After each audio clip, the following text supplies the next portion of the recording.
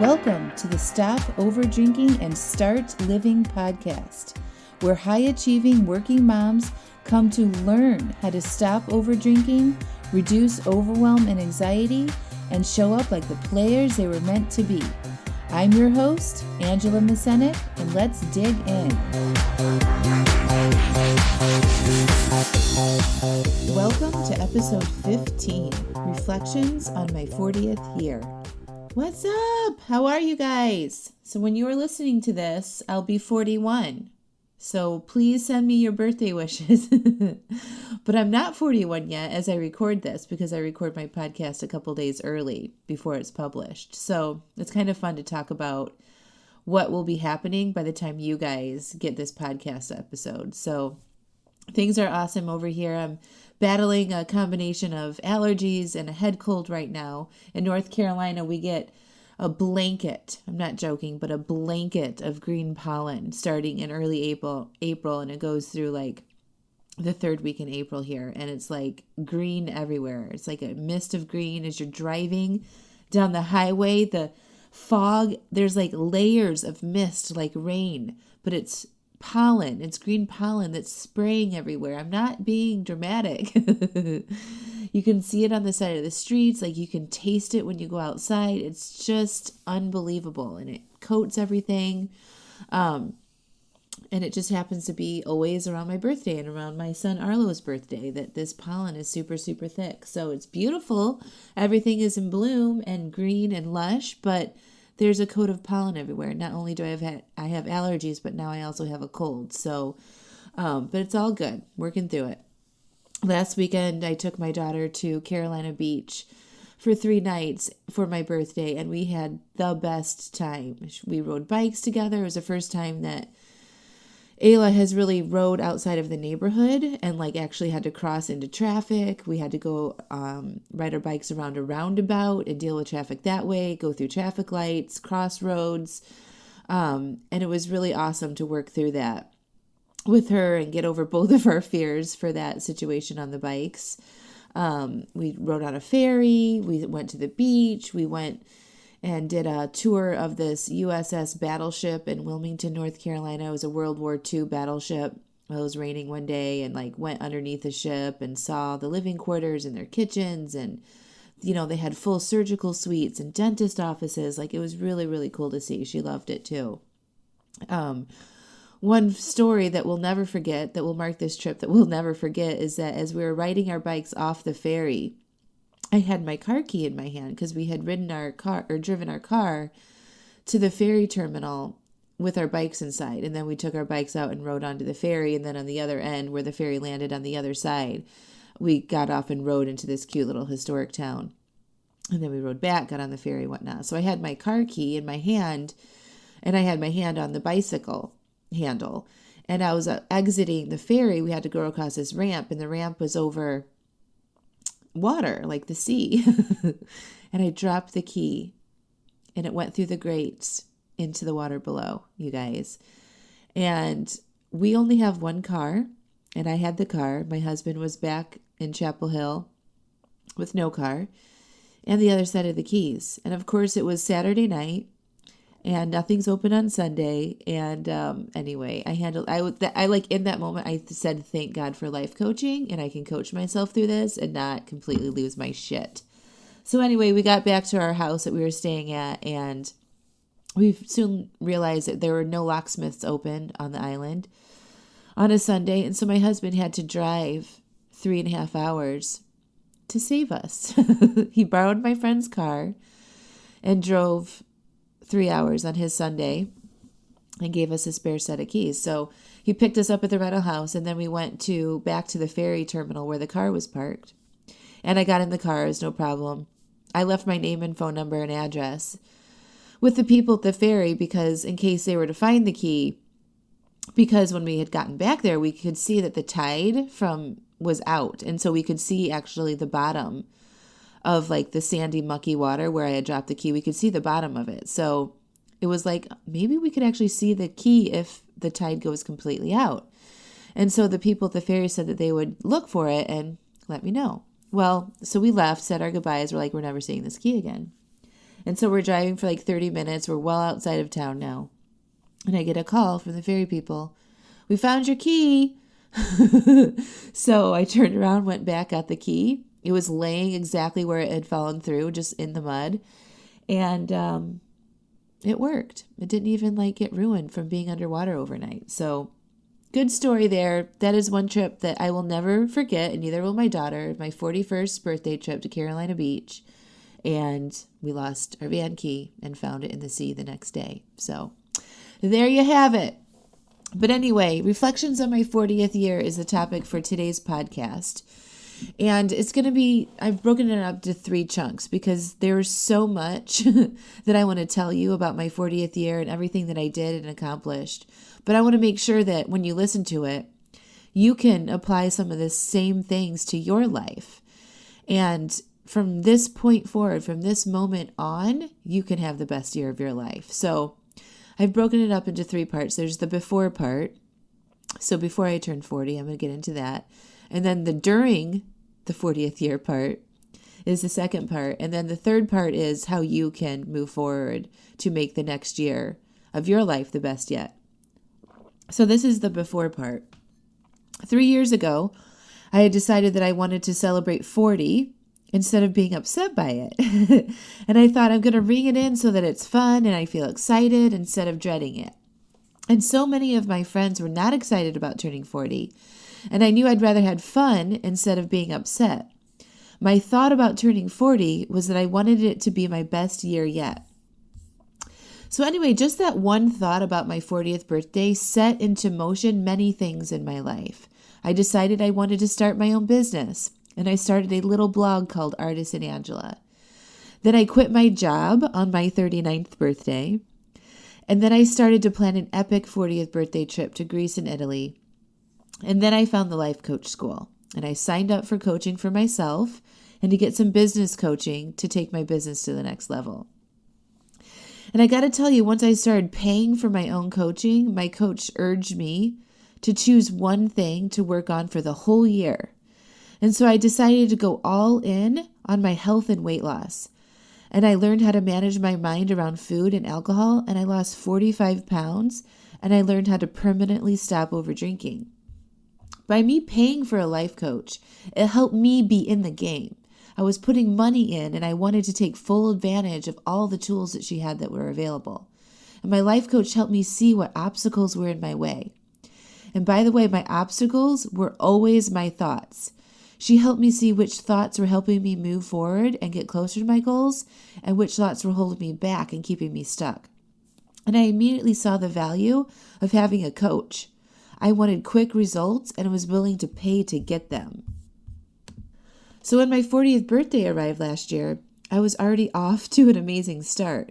The momentum I was experiencing just blasted off from there. So now I'm going to discuss the part of during my 40th year. I decided that I wanted to become a life coach that helped other women similar to me experience the transformations that I had in such a short amount of time. So I signed up for life coach training through the Life Coach School, which is the best life coach school in the world, by the way. As I was waiting for my certification program to begin, I took an online marketing course with Amy Porterfield, and I developed an online course called Reduce Your Desire to Overdrink. And I set up all of my online systems so that when I came back from coach training, I could press the go button and start helping people right away. Also, last summer, after I turned 40, I worked on increasing my running time, and I ran four races, each one faster than the other. And along that whole time, during me developing the course and increasing my running speed and all that, I was getting coached. I was able to see results in real time when I changed how I was thinking, and it was like magic every time it happened. And I traveled all over the fucking place.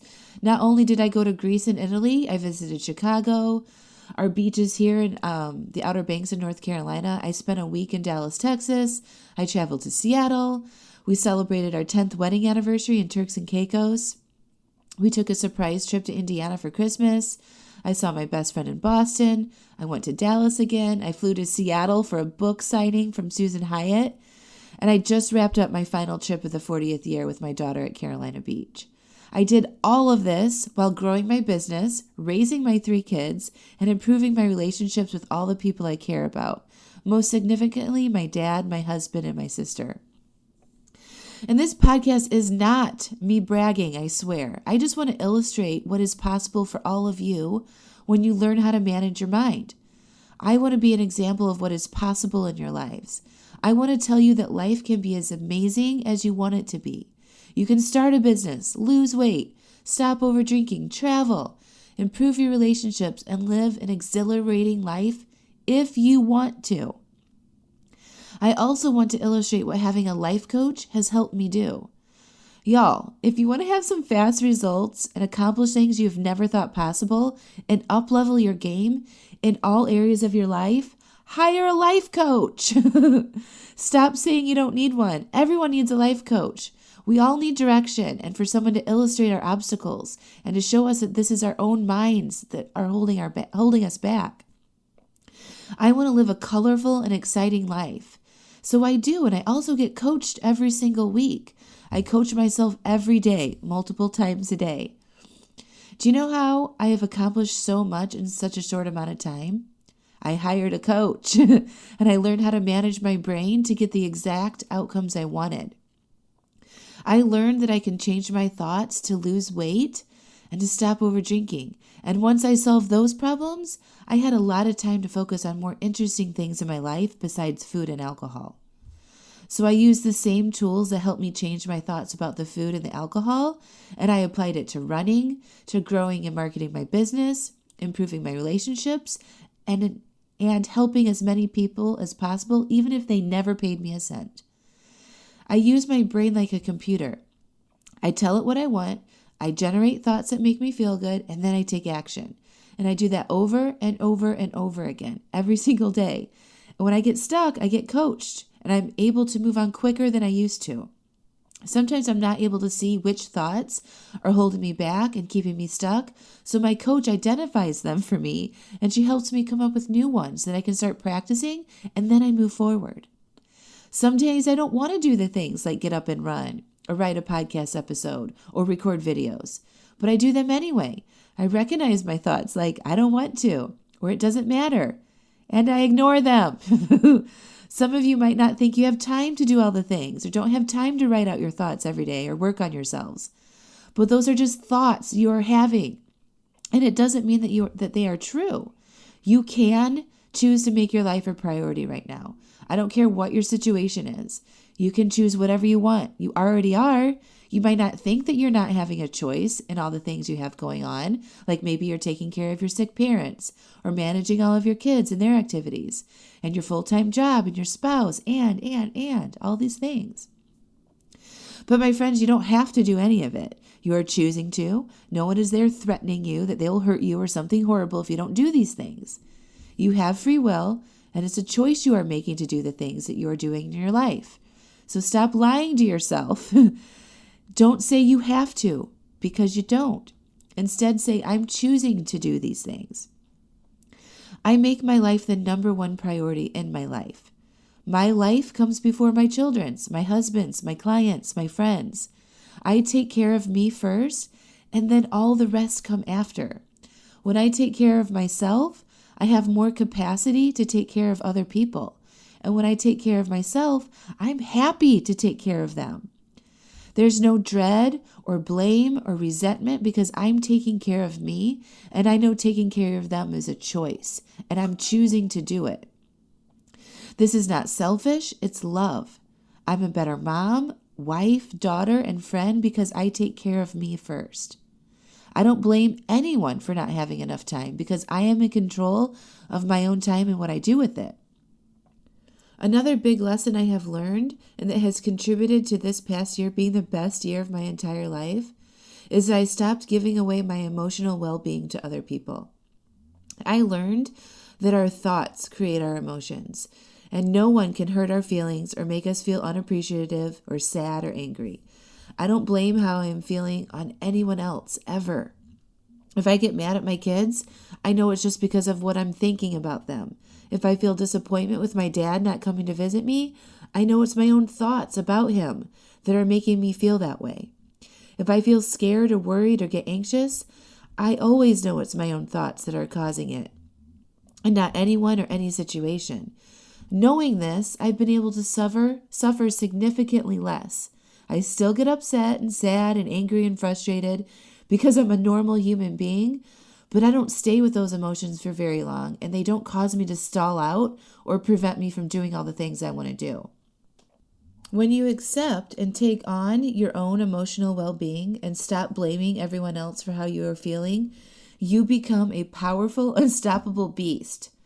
And lastly, another reason I've had such an amazing year is that I took some big risks. One of those risks was paying almost $20,000 to become a certified life coach. And let me tell you, there is no guarantee that I would come out of that certification program and all of a sudden magically start making money. That was a huge risk financially for us. However, I believed with 100% of everything that I have that I would earn that money back. I believed so hard in myself that I was willing to risk it. And I told myself that I failed. The worst case scenario was that I'd have to go back to working for somebody else. And to me, it was worth it. I believed in me, so I put my money in that belief. I also believed that I could help people, that what I would offer my clients would be life-changing, just like my own life has been completely transformed when I hired a life coach.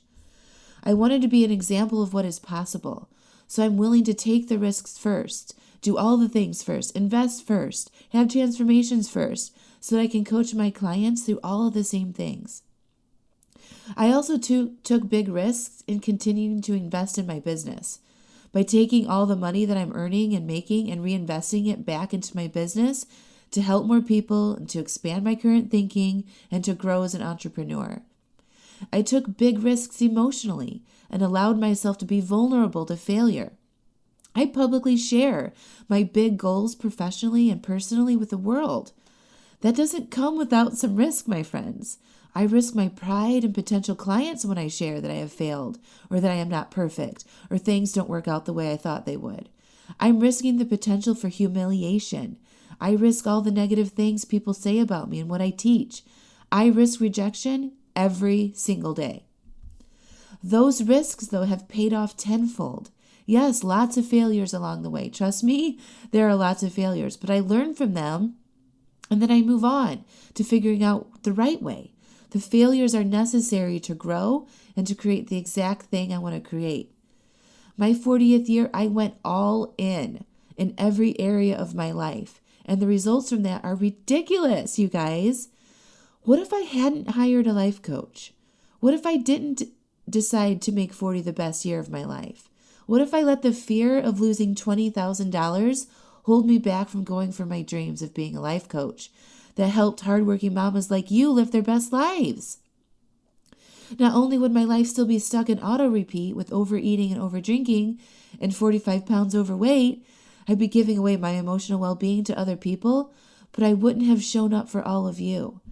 I wouldn't have contributed to the well-being of the world and helped people improve their lives. Helped smart, capable, badass women stop overdrinking so they could live their best lives and create better lives for their families. All of that wouldn't have been possible if I didn't learn how to manage my thoughts. Our thoughts are everything. They create our lives, and they should be managed if you want to have a fulfilling, amazing, limitless life. Okay, the final part of this podcast is how you can have the best year of your life. Ask yourself, if you could do anything, what would it be? Anything at all. Is it finally stop over drinking? Is it permanently lose weight? Is it to start a side gig? What is it? Then ask yourself, what is in your way of doing this thing? Why aren't you working towards it? Those answers are just your thoughts. I can almost guarantee that it's your thoughts that are keeping you stuck than any outside circumstance. What are you willing to do to accomplish what you want? Ask yourself why or why not. Again, the answers will be 90% of your thoughts and maybe 10% fact. If your answers are, I don't have enough time, that's a lie. You have 24 hours a day. What are you doing in that time? It's all a choice, how we spend our time. Don't let yourself say you have to do anything, because you don't. I'm able to have 3 kids, all in elementary school, my own business, a spouse, lots of friends, exercise on a regular basis, travel, and do all the things that a life like that entails. So can you. I am not special. I don't have any more time than you, and I don't have a special brain, and I wasn't born this way. If your answers are around money, ask yourself, what are you currently spending your money on? Car payment, mortgage, vacations, clothes, alcohol, going out to eat, kids programs. Know what you spend your money on is a choice, and you're choosing to spend your money on what you value. You value your home and your car and your wine and your food and your vacations and your clothes and your coffees. You don't have to spend money on any of it, but you are choosing to. So stop saying you can't afford to follow your dreams, and instead say you're choosing to spend money on other things besides your dreams. Don't lie to yourself anymore. Tell the truth, and then decide if you're willing to invest in yourself and your dreams. Also, if it's not time or money, it's likely fear. You might worry about what other people will think, or you are scared it won't work, or you will fail. This is letting the idea of a future emotion hold you back from going for it. Think about this. Yes, you might experience failure if you go all in on your dreams. But so what? The feeling of failure is nothing you can't handle. The feeling of fear is something you are meant to handle. Don't think by not going all in you are avoiding these feelings. You are just failing ahead of time by not doing it, and that is called staying stuck. And feeling stuck feels like shit, way worse than the feeling of failure. At least with failure, you can say you tried. Staying safe and stuck does not have bragging rights, my friends. Now that you have answered these questions, what do you want to do? Do you want to move forward and start living the life you've always dreamed about? Do you want a 40th year similar to mine? If yes, awesome. If no, awesome. Just decide and then stop beating yourself up about it. What causes us the most pain is wanting something and then not getting it. We feel stuck because we know we want to move past where we are, but it's difficult or we don't understand why we are stuck. Once you get clear on what you want and stop lying to yourself about how hard it is to achieve, you can move forward and get whatever it is that you want. In closing, this podcast I shared my before thinking that led me to have the most amazing year of my life. I shared what I did during this year to accelerate my personal and professional growth, and what put this year down in the books as the best year of my life, and how you can get clear on what you want and which thoughts might be holding you back from taking actions towards your dreams. The biggest takeaways are: life coaching saved my life. Me investing in me and taking risks in me paid off in the biggest ways for me, and in turn, my family and my clients. I suggest you invest in yourself and put your mind at the top of the list and go all in on yourself. It's the best bet you can ever make. And of course, if you want my help, you can schedule your free 30-minute consult so I can show you what that investment would look like. I've got a brand new 8-week private program that has been customized to what my clients have asked for, and it's unlike anything else out there, my friends. I would love to talk to you about it. I would love to show you what is possible. Schedule that 30-minute consult by clicking the link in the show notes, and I'll talk to you soon. Till next week. And don't forget to send me all of your birthday wishes. Bye for now.